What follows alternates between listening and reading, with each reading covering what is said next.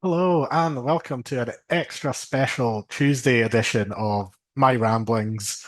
Obviously, a few of the lads away on holiday at the moment, so schedule's a little bit kind of, in flux, let's say. So I get to talk of the first video of the week, talking about the week that was and my thoughts going into next week. So yeah, last week, basically, it felt almost exactly the same as the week before for me, where I avoided a lot of the carnage, a lot of the lot of low scores coming into Sunday, and then had a bunch of Storm and Knights players ready to fire up the ranks if they went off, and they did not again. So, not quite as disappointing as last week because at least I knew it was coming. But yeah, not great. 907. I went down about 2,000 ranks in updates from Sunday night, so that was great. But we're where were we last week? 24,000 or so. Yeah, slowly but surely chipping along, chipping along. Um, what did we have? I mean, yeah, look, Cary Grant, if he didn't miss a million tackles a week, he'd be getting back to what we want from him. Yeah, I mean, he's at least looking to attack now. He dropped the ball over the line. If he'd scored that, it's probably a 70, and it's what we're looking for. Just one or two of these real pop games to offset the lower ones that he hasn't had so far. But yeah, if he just keeps coming in and bouncing off tackles, it's going to be messy. But I don't think you can really sell him before Origin at least. We'll get into some of the Origin chat in a bit, but yeah, I mean, I'm just holding him. And my plan originally, the reason I got him over Connor Watson at the start of the year was that I could just put him in there and leave him be for the whole year, not have to really think about it. Hopefully, in the next 6 weeks, he'll give me a reason to continue to do that. So yeah, we'll see. Meds, I mean, what can you say? Still no pain Haas, still surviving the no pain Haas pick. So happy with that. Wish Corey Horsburgh got a few more minutes, but still can't complain about the scoring. Old old Alex Seyfarth. I think he's done his job. I think most people are jumping off now. Two low scores in a row. He's not going to make any more money. Thanks for your service. And at the end of the day, the Seyfarth Gilbert discussion from round one, did it make a difference in the end? At least to save a trade if you didn't make that move. But yeah, he was fine. He made a bit of cash. Cam Munster, I got the same with Grant. There's going to be a game where he gets 70 or 80. Like there just is. It's who Cam Munster is. The Storm are banging on a ton of points, and at some point it'll all go through him and he'll get a ton of points. It's just getting a bit tiresome waiting for that moment to come. And he's in the same boat as Grant. He'll hold until Origin and then kind of make decisions from there. He'll probably be a sell come Origin, I think, unless there's real signs of life. Um, but yeah, for now, we'll just plug on. Tamale. So yeah, the bench. I was happy on Friday night. I played Brimson over Toya. It was a very late decision, which I was extremely pleased with. And then, like most people, I got some style. I didn't get the bench completely right. Not playing Katonga. I mean, even Metcalf, Howarth over Tamale would have been the right move, but yeah, is what it is. Best in Margie. The Newcastle just looks so bad, don't they? In attack, like they create their own points in a way where they don't need good ball to get the offloads and tackle breaks and stuff. But yeah, yeah. Um, if you think they'll, I mean, they can't continue to be as bad as this. They're still scoring relatively well, considering they're scoring absolutely 0 points the night. So, they'll bounce back. Bradman's still averaging over 50. He's still one of the top scoring centers in, this season. So, I mean, you can't complain too much, but yeah, the Knights need to get their act together for these to be kind of long-term people that you want in your team. Big Latrell. Yeah, it was fine. 63, we bought him in at what, 58 or something like that. So got more than what we paid for. South had just had no attacking ball, especially in that second half. And it just seemed that whenever he decided to run the ball, then good things would happen. He had a early line break, the try assist, the one in the second half. Just yeah, one of his few runs with the footy. Oh, I'll just run through and get the offload try assist, easy as you like. Um, the kicking base, which is like one of the reasons why I jumped on, is you knew he was going to get an absolute ton in kick meters, and whatever it was, 700 and something did the job. And like I know, Latrell, you're not the hardest working footy player out there, but you only made four more tackles on the weekend than I did. So get your hands dirty a little bit, 10 tackles, something like that. Come on, because can't be too much to ask for. Uh on the bench, still a Negan, brought him in this week. I mean, you had to, right? And nobody expected 75, but I mean, if he wasn't a must-have before. Mamezelis, plugging away. Hubner, yeah, still plugging away. Brimson, now he's going to start making, decent bit of money now. So a few good scores in a row. He's still relying. Yes, he's relying on attacking stats, but that's who he was. Like that's kind of been we knew he was going to be relying on attacking stats when we got him, and hopefully he keeps up scoring the tries, keeps he's not going to get 59 every week, but hopefully for those that held on, repays the faith a little bit, and yeah, can make a good bit of cash over the next couple of weeks before we get rid of him. Oh yeah, like it was a bad low scoring game all round. He's fine. Katonga much better than expected, certainly for me. Looking good, making money. Look, Metcalf, going to get into trades and buy planning shortly.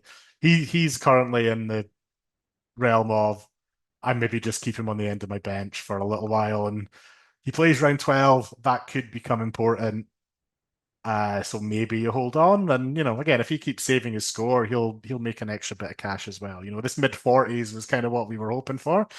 Um, Although we were hoping for it, in base and then attack on top of that rather than needing the attack to get to that base. But yeah, I mean, he saved him.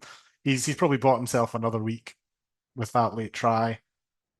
Howarth, uh, I think I bought into a narrative that might not have existed when I brought him in. I wish I got him in basically just before Katonga because I needed that edge center coverage. I think it was that round four bye with the Knights, and I didn't have Lucas or whatever, and it's like I just needed somebody to cover those things. I thought there was a decent bit of value in him, and he just hasn't really shown it. And again, it's like similar to like Munster Grant. Like there'll be a game you saw it in the first round where he got 60. There'll be games where he gets big scores, but the Storm are just sharing the love to such an extent that the team are racking up a ton of points, but the players kind of aren't. It's all getting shared around. So he's on my chopping block this week. But he could get a stay of execution. I've had this situation a lot. It feels like this year. It's kind of very similar where I mean, say yes, safe as a sell. Like you didn't need to sell. I mean, in previous years you'd have so many other fires and injuries and suspensions that somebody like that just sits in your team, sits in your bench, you loop him, and then you get rid of him later on. Now it's like, oh, two bad scores in a row, you're gone because we're not getting injuries, we're not getting suspensions. Obviously, some teams are. There were a few injuries on the weekend, and you know, I've avoided a lot of the trouble that other people have had this year. It's not showing in my results. Kind of feels like I've had luck with the injuries, but yeah, Howarth and Safe Arthur definitely top of the trade bait lists. So to get into trades, I wanted to bring up my lovely spreadsheet that I talked about last week. Um, and I played around with it a bit over the weekend. And this is when I was still expecting to do a video on Wednesday night for me coming out on Thursday. So I haven't completed this in any way, but I thought I'll spend a bit of time going through and shout out again to Dawn in the private group who sent something very similar around a little while ago. I wanted to put my just own kind of version together where I'm just going to list out players by average, theoretically the top available players in all position, and see who's available round 12 to start with. And this will evolve and I'll update this as I go along to kind of be like, okay, this is round 12, then round 15, then round 18, and see how it goes. Just to get an idea of what we're aiming towards and what you might want your round 12 team to look like.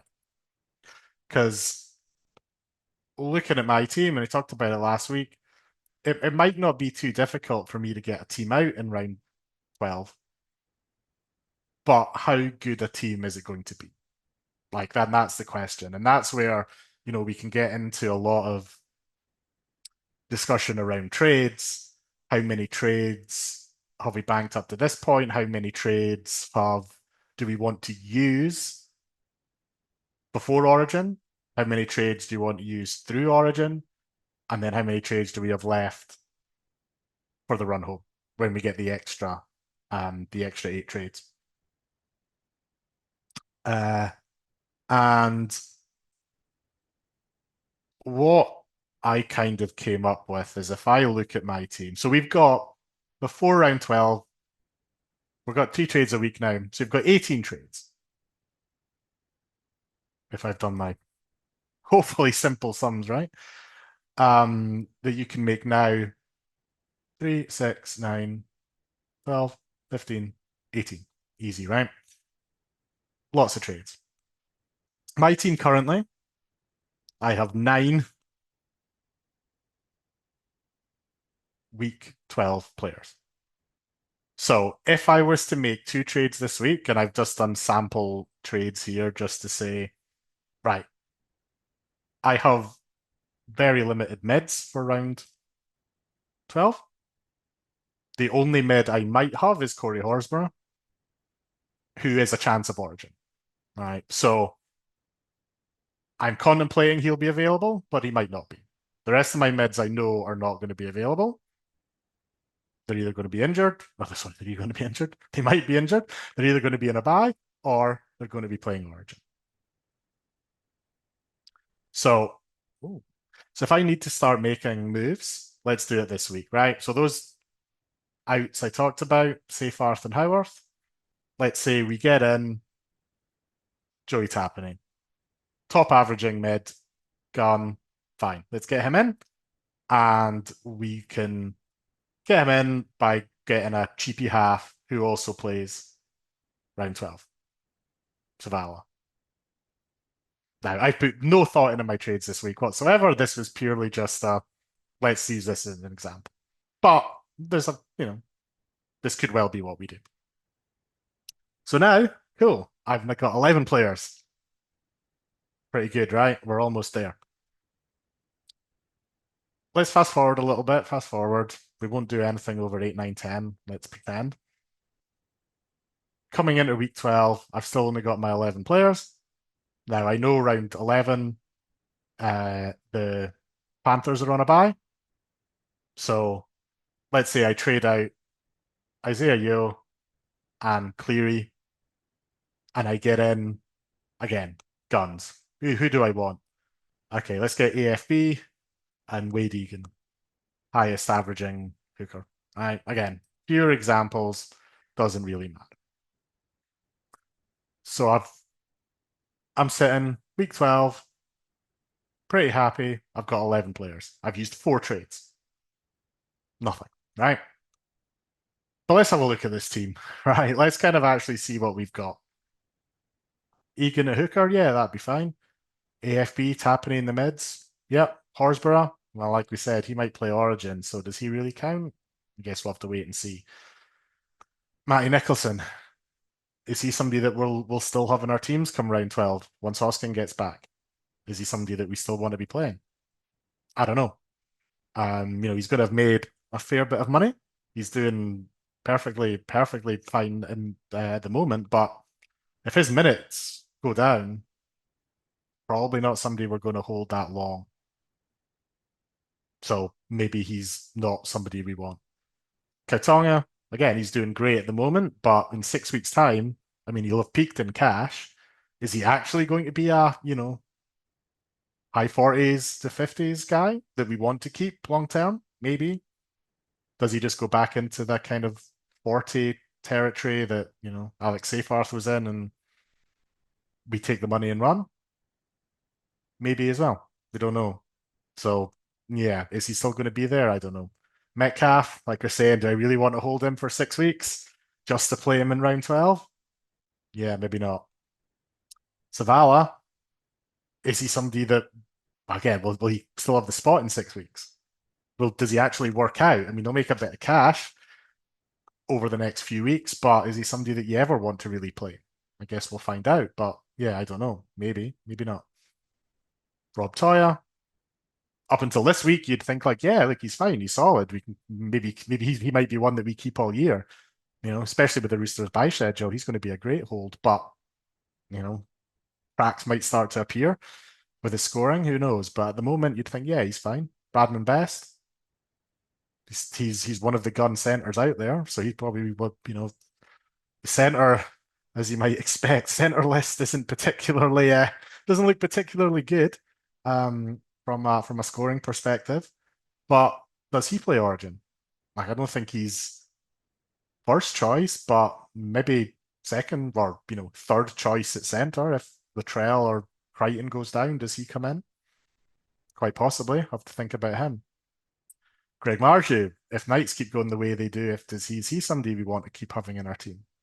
Mali after this week. Like a lot of this stuff, the views can change pretty quickly with these guys. And we're like, Tamale, yeah, I'll keep him, for round 12, easy. Then he bangs out a 20 and doesn't get any ball. And now it's like, oh, he might be a sell at some point. So I don't want to sell him because he's part of this, I want to be able to have him in this, in this round. But if he keeps scoring 20s, are we going to hold him for that? Jenkins, kind of similar story. Is he going to be scoring well enough that we want to hold for another 6 weeks, or will he have made his cash and gone? So, if you look at this, I've made 4 trades to get here. But what will this team actually look like? What will this team score like? Probably not too well. I've highlighted maybe 6, and it might not be these guys. Jenkins might be, yeah, but these guys, some of these guys will do well, but Horse has to go, or Best has to go, or Marju has to go, whatever it is for either being, either get rid of them or they're in Origin or what have you.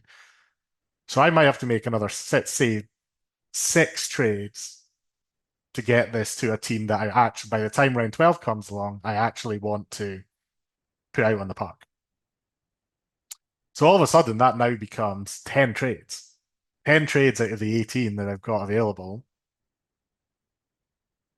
just to get a round 12 team. And that's not including injuries along the way, because there will be injuries, there will be suspensions, there will be things that you need to um use trades on for other reasons. There might be guys that we want to make it, there's limited trades that we can make. And this is kind of guess what we're highlighting is, the kind of limited trades that we probably have to make on people who aren't going to be around or for this week. So that was, like I said last week, one of the reasons I bought Latrell in when I did, even if I was told and some people thought it was crazy and far too early. Part of the reason why I did it is because around these weeks, it's going to be we're just not going to be able to bring people in who aren't going to help our buy plan. Like I've already, I mean, look, I don't think you can, or look, I'm talking myself in circles here. You obviously theoretically can, but it's going to be really hard. right? If you're going to look to prioritize trades, if you've traded heavy up to this point and you're looking to, like the meta of this season kind of looked like being, where we can save trades through Origin because it's going to be easier to get teams out. Like it's going to be hard to just trade every max trade every single week, basically, sorting out this week and getting another guy. So the big one this week's David Fafita. If if he's named to start, does everyone jump on? Well, I mean, a very, very good chance everyone does. But that's another one of these trades. Like there's these limited trades that we have outside of round 12 planning that we've got to kind of make. So like I think it has to be considered. I'm not going to put anybody off from buying because obviously if you keep scoring 90s every week, then you'll take a low score from Tamale in round 12 if Dave Fafita is averaging 70 plus in the month leading up to it. So if the real obvious trades are out there, then you still make the real obvious trades. But this is the period, and I said last week is like, last week, the week you kind of have to maybe start thinking about it in the back of your mind. And I think this week and then definitely in the next week, it has to get into like the front of your mind of can I really be like how many trades outside of my origin planning can I make? And like your team might be in a lot better position than mine, which wouldn't be hard considering I'm what 21,000. So your planning might look easier and you've got more trades up your sleeve. I've banked 3 trades so far. Um, with the kind of planning being that I can make these trades and look a bit heavier, trade a bit heavier during this period. So we're not just getting 13 on the pitch, it's a good 13 on the pitch. So, in this example, so in my example, again, if I look forward to round 15, if this was my team in round 12, say, look forward to 15, I've only got 9. So that's another 4 trades that are being used. So, um, you know, lots of things to take into account when you bring them in. Even the minor buy rounds going to be a lot of things here. So like in my example, I said I traded out Cleary for Wade Egan in round 11, right, to get a gun hooker scoring. Now, if you're not if your plan is to not trade very much over the origin period, if you trade out if you trade out Cleary, you might not get them back in until around say 19. Or if you don't want them when they're backing up round 20. But if you have trades to spare, then we can maybe be a bit more flexible, right? Because if my plan is to hold Grant, to hold Mamazelis, and I bring in Wade Egan, I've got 3 hookers. That's great for round 12 because Egan plays, Mamazelis and Grant won't. But round 13, all 3 play. And that's a complete waste, right? Because I can only play one. Maybe Grant backs up or doesn't back up or plays limited minutes, but like man, I've got Mamazelis, so why do I need Mamazelis and Egan? Well, I don't. So do I go Egan back to a Cleary or back to a Yo, whatever that might look like? And that's where, again, I think I don't need to trade that week to play 13, but I could get a much better 13 out. And maybe it's not Cleary if I'm worried about him backing up, right? Maybe it's somebody else who wasn't available around 12. Point is, I've got 3 hookers, which is just taking up space, taking up salary cap, taking up value that I don't need. So Egan's done his job. He's given me 2 weeks. And normally I would never wouldn't normally talk about good strategy being bring somebody in for 2 weeks and then sell him. Is that worth a trade? That's why I think this year's kind of different. That if we have trades over this period, we can be doing things like that, right? Have them for 2 weeks, trade them out, because I've got Mamazelis who's going to cover the other 2 bye weeks. So I don't need him. and let me get somebody else in, another gun, who I can fit in my team ahead of a Metcalf or a Savala, whoever might, whatever it might look like, whatever the makeup of my team is. I'm talking about Cleary or Yo, could be anybody, right? Just whatever the 13 is, wherever you're weakest, get another gun in for that week. And if it's somebody that feeds better into 15 and 18, then do it. So I think having lots of flexibility, having lots of trades and lots of flexibility around this whole period, it's going to be really, really beneficial. And yeah, definitely something to consider because I think like I said, if I'm making 10 trades over the next 6 weeks, I have to start now. The other bit of advice that I was that might be, if you come into, it might be quite easy to play round 11 with 11 round 12 guys.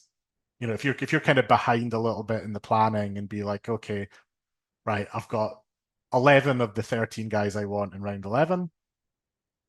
I'll just make some trades in round 12 to get up to 13.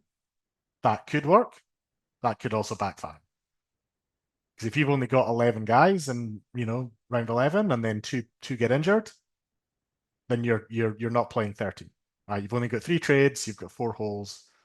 You can't do it. So you probably want to be in a position where round 11, you're very close to having your round 12 team. Whatever that looks like. Yeah, there might be one or two positions. Maybe this is where the likes of Savala help, where like if you've still got him and he's still playing, you don't really want to play him in round 12. But if you have injuries elsewhere, then you can. Right. So you've got that. It's okay to have one or two extra just for that safety of being able to field a team. But again, they have to be very specific positions. So yeah, make sure you're all covered. If you've got only got 2 centers and they both get hurt, then you can't fix up your mids, right? Where you actually want, or you play short in the center. So definitely something to kind of consider there. I would say you want to be pretty close to done round 11. And then that means, well, hold on, we've only got 15 trades now. So do I have to make 10 of 15 trades in the next 5 weeks to get close to that? So lots and lots to consider. It feels different this season. I think I mentioned this last week. Feels different this year because we've got a lot more guns. We're a lot more stacked in certain positions, particularly mids. And things like Hooker's so weak. We're now struggling in wing fullback a bit and stuff. So the the way the positions have kind of and the scorers have landed, and you can see this from my the little summary I put together. Like I just put uh or over 45 average. There's a lot of people here that are overrated, if you like, in terms of their average because they've only played a couple of games, or underrated. Like Jackson Purdue isn't on the list because he's averaging less than 45. But if you've got him, you would be happy to play him. Do the Cowboys play around? No, they're on a bye, so it doesn't matter. But just kind of goes to show, not everybody who's relevant is on this list. It was just trying to look at the top scorers, and we can see, look at the comparison between our mids and edges and our hookers and our halves and our centers and our wing fullbacks. It's not great reading and in a lot of positions. And this is why, for hooker, I think I mentioned him last, like, so we're talking about Eric. Eric. Sorry, that's wrong. He doesn't play for them anymore. There we go. Um, we were kind of looking for value at these positions. So getting somebody who's a bit cheaper, because yes, we can pay up for an Egan, a Plath, but is there value in there? I These price stat positions are just my made up ones. I spot checked a few to the footy statistics, so I think they're pretty accurate. But here's just ones where it's like, how much, like bringing in Plath, like it's the type of moves that I generally don't like making. A 51 guy, he's priced at 51, and yeah, that's what you're going to get from him probably. It's not great. So are there cheaper guys like an Aaron Clark? Like what does Fisher Harris mean for him? Does he get more minutes? His score at the weekend was great. His minutes not so much. So can you buy him if he's only playing 40 something minutes? If he can get up to 50 plus, does he become more relevant? Like, I think so. Riley Smith doesn't make this list, but he plays round 12 and he's still cheap. So do you go down the route of just stashing him and taking a low score rather than worrying about all this? Especially given, if you've got Ellis and he covers the next two major buy rounds,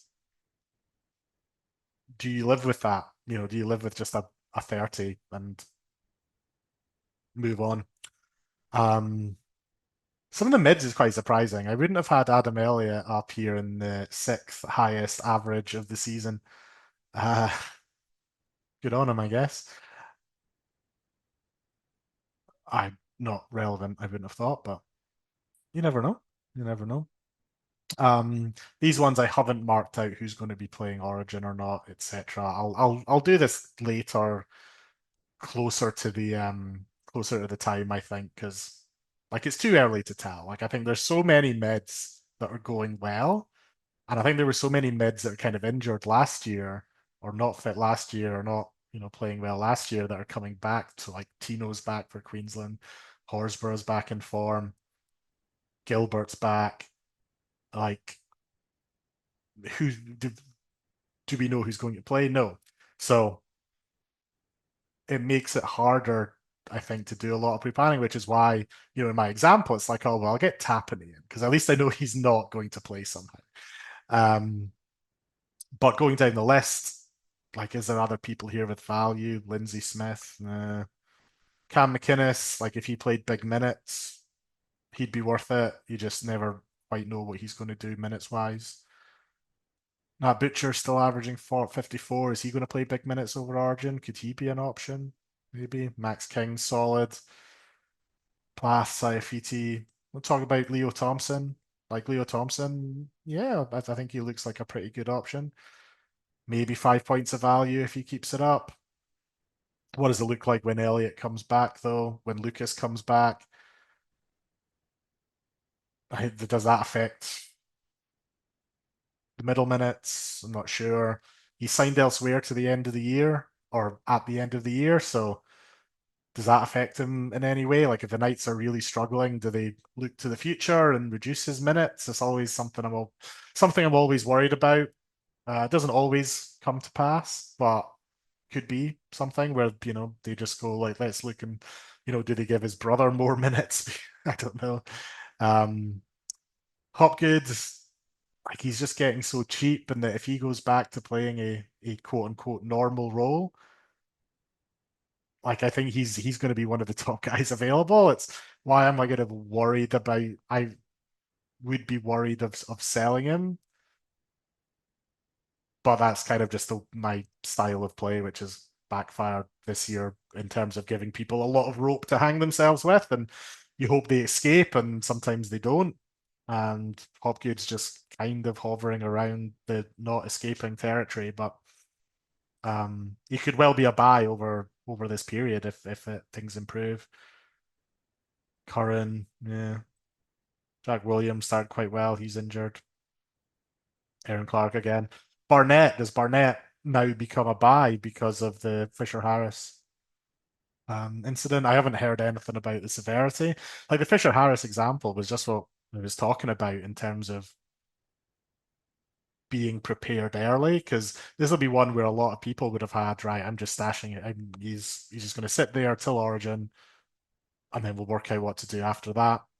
And then he gets an injury. He could be gone for, I mean, pec injuries can be pretty severe. So hopefully, for his sake, it's not. But if it is, what does that mean for Clark minutes? What does that mean for Barnett minutes? And what does it mean for some of the young kids? Are they an option?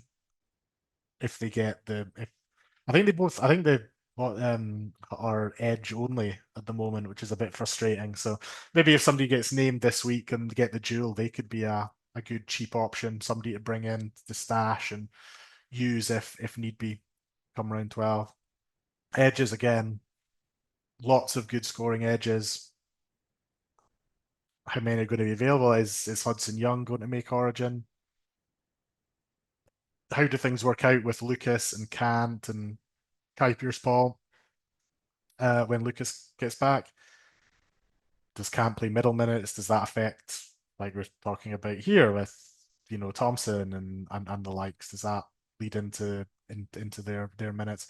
Nicholson, once Hoskin comes back, what happens there? Are they relevant? Does Preston play Origin? Kikau's injured. Brighton will play Origin. Butcher, Wong. I think Wong's hard to buy now. I thought he was kind of hard to buy last week, and yeah, but if you've got him, he's going to be really, really useful during this period. Him and White will be ones that you think you just stick in and ride, regardless of how it goes. A lot of the same people in the midsection, and then the much shorter lists in terms of halves and centres and wing fullbacks. Fogg's very safe. Katoa, Katoa and Sharp probably similar in terms of their scoring and kind of young improving players, but very different in their base. Sharp still, I mean, I think I've said it the last couple of weeks. I don't know if you can buy him at 50. Like his base, the base just isn't there when the Knights are terrible. Like he'll make tackles and that's kind of about it. Yeah, he got a late try. What did he score last week? 40 something with that late try, 30 something the week before. He'll have big games and he'll pop off, but yeah, I don't know. Wish I'd got him at the start of the year, buying him at 50. I don't think I can do it. Nico, if he gets cheaper, he's definitely a good option, but I think he'll probably just score well enough that you'll hover around the 50 mark. And yeah, could definitely be an option, but he's just not the player he was. If as soon as if something ever happened to Trindle and Atkinson pops in, then jump on Hines immediately. But just the sharing and the playmaking. It's not just the sharing and kick meters to me. It's the overall playmaking. Like Trindle's getting more try assists than Hines. He just isn't involved in every little thing like he was when he was the best player in fantasy. So yeah, hard to pick up, but if he gets down under 700k, then at some point we'll want him. ECE play Origin, obviously. Cleary well down the rankings, but if he didn't have that, if he didn't have that game, he would have been just under Jaden Campbell in terms of averaging. So he's still obviously a gun player. Toby Sexton sneaks on. I mean, he's going to lose all the kick meters when Burton comes back, but does Burton play Origin? Another option. Like he's not on the list because he's average, but can you pick him up confidently, or could he end up being a 14 for New South Wales? Who knows? Centers again. Starford Toa pops up there with his almost 50 average. That's crazy. Not a lot there though in terms of what we'll want to buy for that Origin round. Lomax will, if he's fit, will be an Origin. Hero injured, and yeah, you've got kind of like the top expensive guns there. So yeah, we've got all our cheapies, and if we hope that they kind of hold on, then they can be good. But going to be hard to upgrade every position in our team. And then wing fullback again, similar kind of story. A lot of coverage between the same. Between the other positions, Teddy stands out as the option over the period if he doesn't play Origin. He can't rule it out. And then yeah, like Hammer's out, Lomax is out, Hiroti. I'm not sure how long Euro's out for, probably gone by then. So yeah, we've got the same kind of guys. Ponga, Like I I couldn't see myself selling Pong. Like I know it's awful to watch. And it's I'm pretty sure I said this in another video as well. There's this weird um unintuitiveness that we apply when looking at players and whether you have him or whether you don't have him. So Reece Wallace was a very extreme example of this. Pong is getting to this scenario where if you have him, he's doing so badly that you just want to get rid of him. But if you don't have him, you're looking at him going, wow, he's getting so cheap. I can't wait to buy him. And if somebody's ever in a position of, people want to buy him, then he's a bad sell. But I totally get it when you're suffering and your team's suffering and your score's suffering because he's just not doing it. But he's priced at under 50 now. He'll go down even more.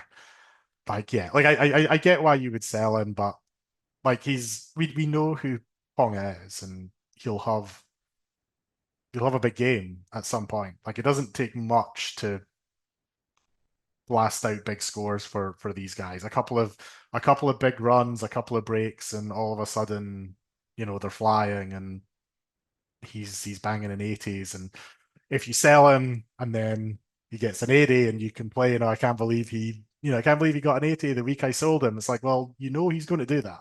That's why I said about, Harry Grant and stuff as well, that I get jumping off, but if you jump off and then they get a big score, you can't complain about that. You know that they're going to get big scores. You know who they are. That doesn't change. So you just take that risk. And at the point where he gets cheap, he gets so cheap that sometimes you do just have to just bite the bullet and say, well, I've copped the bad scores and hopefully I'll cop the good scores. Because the worst thing you do is you sell him, he starts going well again, he ends up with a good overall average, and you've just got the bad side and you missed the upside. So anyway, I don't have him, so it's easy for me to say. But he's definitely on the list of people I'd be looking at as he gets cheaper and cheaper. Although, again, he'll play Origin, so hard to pick up too much. So, yeah, talked about everybody under the sun pretty much. Uh, um, I think that's probably going to cover everything. And yeah, I did just want to look. Let's just have a look at one thing. One thing before we go off. The leagues, Battle of the Podcasts. We're flying. Third bottom. Officially the third worst NRL fantasy podcaster on the internet. So if that's not something to hang your hat on, I don't know what is. On that note, we'll call it a day. Thanks for listening. See you in the comments down below. See ya.